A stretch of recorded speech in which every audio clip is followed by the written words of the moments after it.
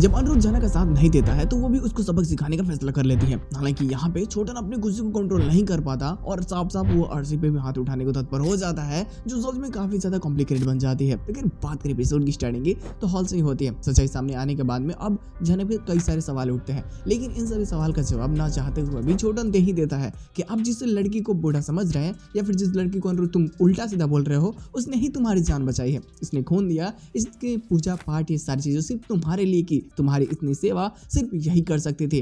अर्ची तो सिर्फ बड़ी बड़ी बातें बोल रही है तुम्हारे सामने। अर्ची बोलती है कि तुम कुछ नहीं कर सकते, तुम क्या चाहते हो, तुम क्या जानते हो। वो बोलता है कि अर्ची जबान संभाल के बोलो, तुम इस घर की बहू बनी नहीं हो, मैं कुछ भी कर सकता हूँ तुम्हारे साथ में। और यहाँ पे छोटन का जो गुस्सा होता है ना वो 7वें आसमान पे होता है। लेकिन अब जो हाथ उठाने वाले होते हैं हप्पू पे, अनिरुद्ध का डैड भी हाथ उठाने वाला होता है, तो अब कहीं ना कहीं हप्पू का डैड भी सोच लेता है कि अगर हमारे इस घर में इज्जत नहीं है तो हम क्या करें यहाँ पे रह करके, और मैं गरीब हूँ इसलिए तू मेरी बेटी पे हाथ उठा रहा है ना, लेकिन जिस दिन मैं तुम्हारी बराबरी का हो गया मैं उस दिन तुम्हारे औकात तुम्हें दिखा दूंगा। लेकिन अनिरुद्ध जो अपने दिल के सवाल उससे पूछना चाहता है कि आखिर तुम क्यों गए थे, क्या हुआ था, और एक बात बताओ, तुम मेरे पास क्यों आई थी वापस हॉस्पिटल में, कोई कारण, कोई चाहत, तुम क्या चाहती हो। तब तक अर्जी बोल देती है कि ये तुम्हें चाहती है। वो कुछ और भी क्वेश्चन पूछता है, तुम तेजस के साथ चले गए, तुमने मेरा इंसल्ट किया, ये सब ना चीज़ें। पहले तो बोलता है घर से कोई नहीं निकालेगा, और पुलिस जब आने वाले होते तो उसको भी रुकवा देता है, लेकिन बाद में अंततः वो खुद ही बोल देता है कि गेट आउट, मतलब घर से नहीं निकालता बल्कि तुम अपने कमरे में चली जाओ। अब प्रसाद भी खाना होता है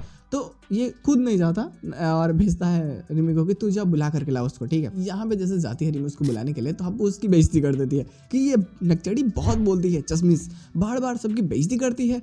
लेकिन वैसे तो ये ठीक ठाक है, रिमी ऐसे कुछ नहीं बोलती, मेघना उसका नाम है। चाहते हैं लोग तो कुछ लोग का टीम अलग बन जाता है और कुछ लोग का टीम अलग बन जाता है। पहले टीम में होते हैं छोटन, झनक, हप्पू की मॉम, यही लोग, ठीक है, और हप्पू के डैड भी होता है, ठीक है, और बाकी के सभी लोग एक दूसरे टेबल बैठ के खा रहे होते हैं, ये लोग एक दूसरे टेबल बैठ जाते हैं। यहाँ पे अब दृष्टि भी बेइज्जती करने की कोई एक और कसर खोज ले, तुमने कैसा नंबर दिलवाया है बताओ, जब भी फोन करता है नहीं लगता है, तो बोलती है कि ठीक है तो पूछिए ना उन्हीं से, क्यों पूछना है, सर जी से पूछिए, उनसे ही नंबर मांगिए, उनको ही कॉल बनाइए। उसको तो पता होता है कि अब बस बहुत हो गया, ये अच्छा बनने का नाटक खत्म करते हैं लोग। देखने मजेदार होगा कि आने वाले प्लॉट्स में क्या चीज देखने को मिल सकते हैं। खैर के साथ में एपिसोड की एंडिंग की जाती है। पोस्ट सीन बस एक नंबर का ही सिंपल सा होता है, ऐसा समझो कि बस हाँ खाना वाना खिला दिया, हो गया, ठीक है जाओ।